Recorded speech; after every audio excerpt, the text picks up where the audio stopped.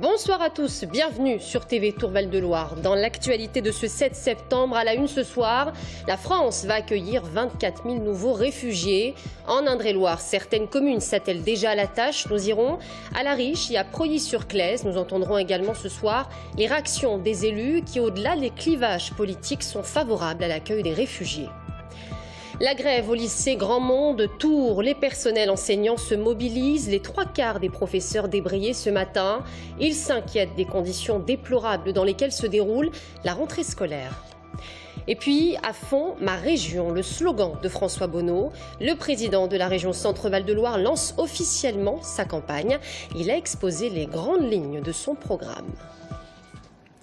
Bonsoir à tous. François Hollande l'a confirmé ce matin. La France va accueillir 24 000 nouveaux réfugiés, conformément au plan de répartition élaboré par la Commission européenne. En Indre-et-Loire, si certaines communes sont des terres d'accueil connues des réfugiés, d'autres maires se mobilisent. C'est le cas à La Riche, mais également dans des petites communes telles que Preuilly-sur-Claise. Le reportage est signé Corentin Escaillé et Romain Delville. Ce matin, le maire de La Riche a fait la visite et l'état des lieux d'un logement de la commune destiné aux réfugiés syriens. 4 grands logements de 100 mètres carrés avec 4 chambres qui pourraient accueillir des familles qui fuient la guerre.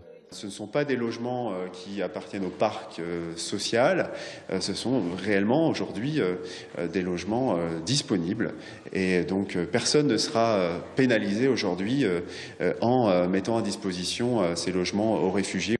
Dans le sud Touraine, à Preuilly-sur-Claise, le maire a fait parler le cœur et la raison. Le cœur, c'est qu'il a vu ces morts, des familles sur les routes, déportées, la crise humanitaire. La raison, c'est que dans sa commune, il y a 12 logements sociaux vacants, faute de trouver preneur.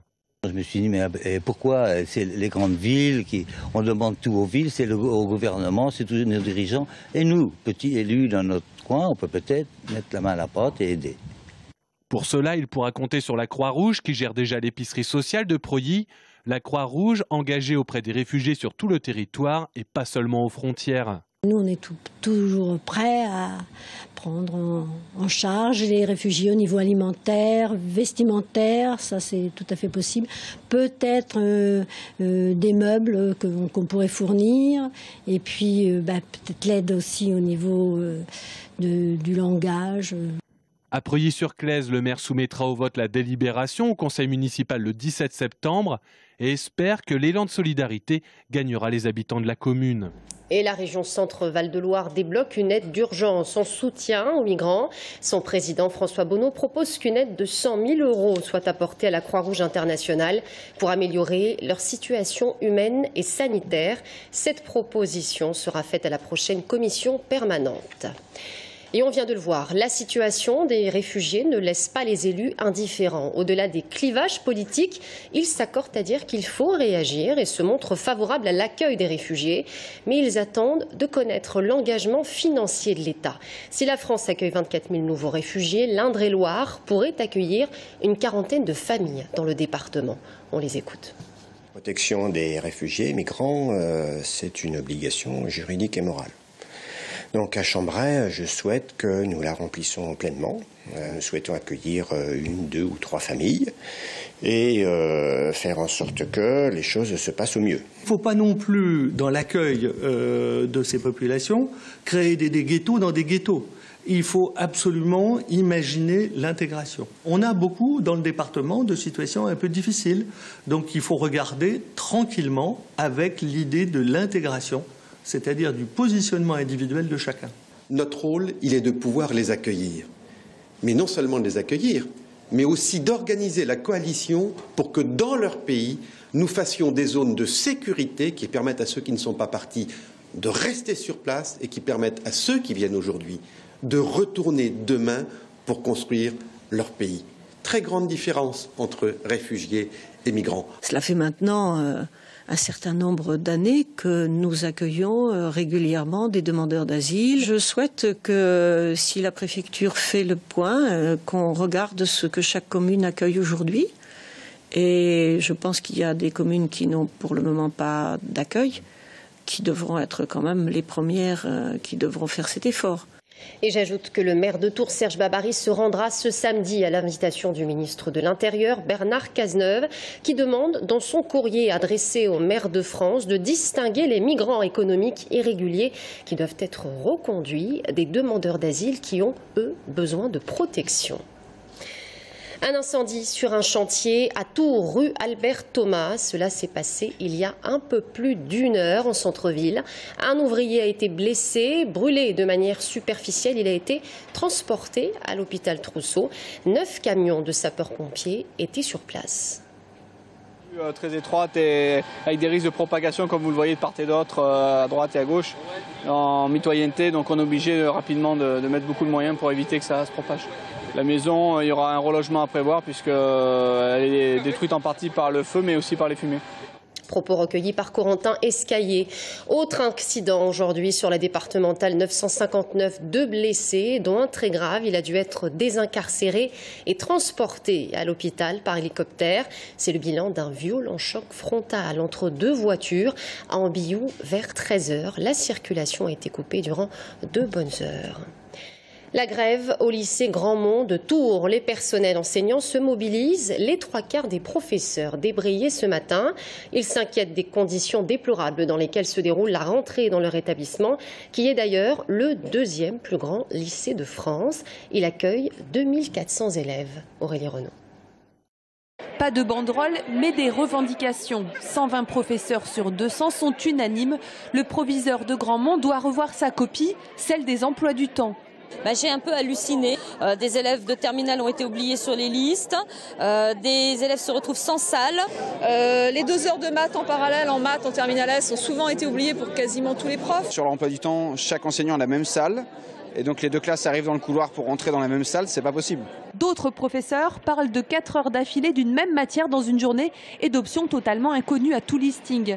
Il faut dire que l'exercice des plannings est périlleux dans cet établissement où sont dispensées 3700 heures de cours chaque semaine. Ce matin, c'est le directeur académique en personne qui est venu écouter les doléances du personnel. Il s'est montré rassurant. Le proviseur et ses 3 adjoints auraient travaillé ce week-end sur la refonte des emplois du temps. Il faut qu'ils trouvent un moyen avec les enseignants pour ne pas avoir une communication éparpillée, si je puis dire. Il se peut qu'effectivement certaines décisions au début du processus n'aient pas été assez concertées et provoquent ce type de réaction chez les enseignants. Lundi prochain, les professeurs et les organisations syndicales apprécieront ou non la nouvelle organisation que le proviseur du lycée s'est engagé à leur présenter. Politique à présent, à fond ma région, c'est le slogan de François Bonneau. Le président de la région Centre-Val de Loire lance officiellement sa campagne. Son meeting a réuni près de 500 personnes dans la chapelle Saint-Mémin dans le Loiret. Entouré de ses binômes pour les 6 départements, le président sortant a exposé les grandes lignes de son programme. Audrey Champigny. Une arrivée triomphale, une foule déjà conquise et un slogan à fond.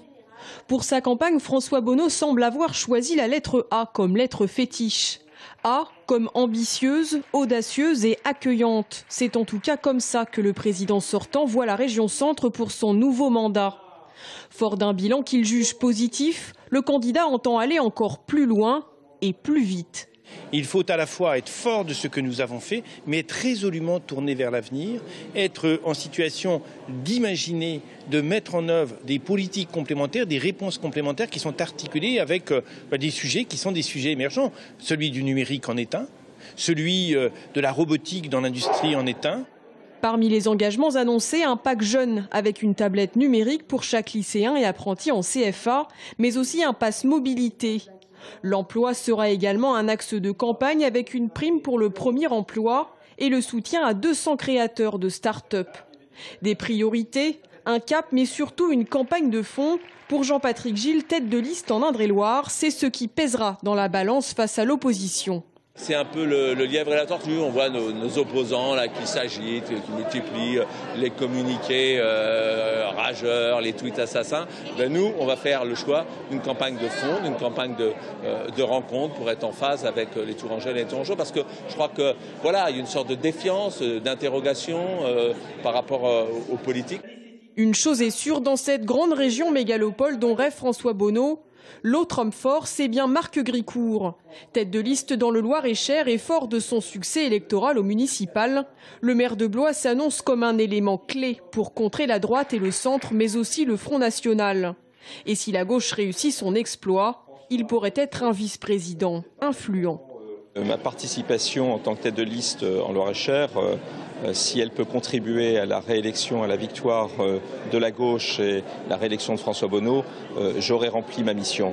Mais si je me suis engagé, c'est aussi ayant conscience des enjeux, dans une période politique difficile pour la gauche, pour le Parti socialiste en particulier. Indéniablement, la ferveur socialiste, drapeau et foulard rose à l'appui, était bien au rendez-vous ce week-end. Mais la campagne s'annonce pour autant âpre et surtout longue, 100 jours avant le premier tour, le 6 décembre prochain. Et on passe tout de suite à l'actualité sportive avec vous, Bastien Mathieu. Bonjour Sabrina. Bonsoir, merci de nous avoir rejoints sur ce plateau. C'est une nouveauté, on vous retrouvera tous les lundis. Et oui, avec pour faire le point Stadium. sur l'actualité sportive avec Stadium, votre émission qui est diffusée tous les lundis soirs à 19h15. C'est ça, 19h15, 20h15, une actualité sportive plutôt riche aujourd'hui. Week-end de rentrée forcément.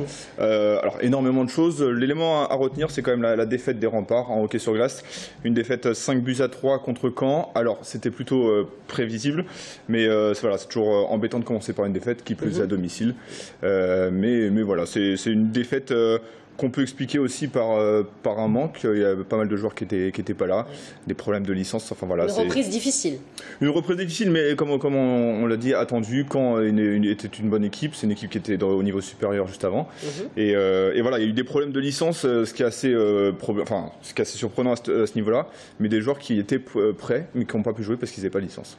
Et l'actualité sportive ce week-end, c'est aussi le TVB. C'est aussi le TVB, le volley avec France-Brésil. C'était à Tours, mais c'était pas Tours.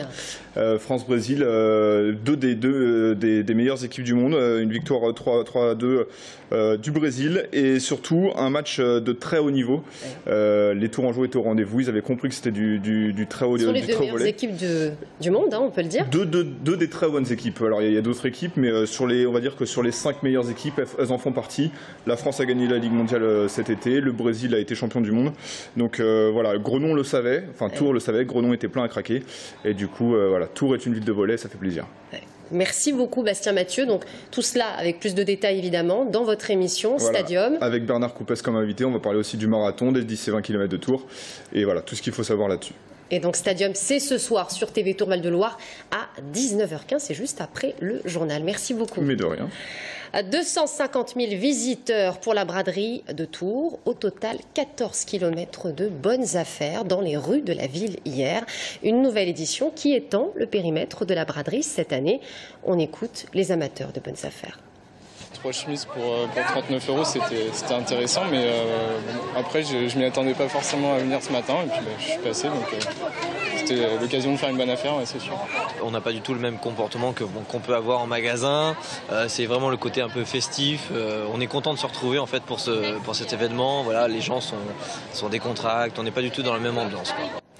À suivre, le 18 septembre 2012, Jean-Louis Borloo crée l'UDI, parti politique de centre droit. Aujourd'hui, 2 écologistes, Jean-Vincent Placé et François Rugy, claquent la porte d'Europe Écologie Les Verts pour créer un nouveau parti de centre-gauche, l'UDE, l'Union des démocrates et des écologistes. Quelle est la véritable ligne politique de ce parti qui semble rallier déçus et démissionnaires?